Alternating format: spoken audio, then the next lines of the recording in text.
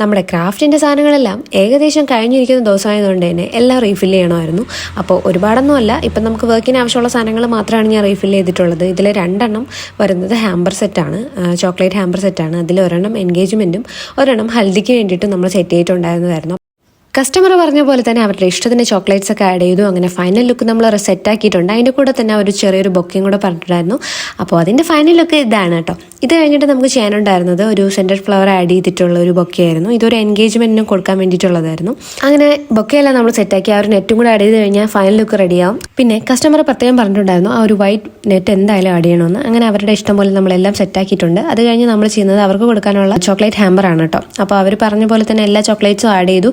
Final ലുക്കിലോട്ട് നമ്മുടെ സാധനം സെറ്റായി പോയിക്കൊണ്ടിരിക്കുകയാണ്. ലാസ്റ്റത്തെ ആ ഒരു നെറ്റൊക്കെ ആഡ് ചെയ്ത് ഫ്ലവേഴ്സും ആഡ് ചെയ്ത് കഴിഞ്ഞാൽ നമ്മുടെ ഹാമ്പറിൻ്റെ ഫൈനൽ ലുക്ക് റെഡിയാവും. ഇതെല്ലാം പിക്കപ്പ് ഓർഡേഴ്സ് ആയിരുന്നു കേട്ടോ.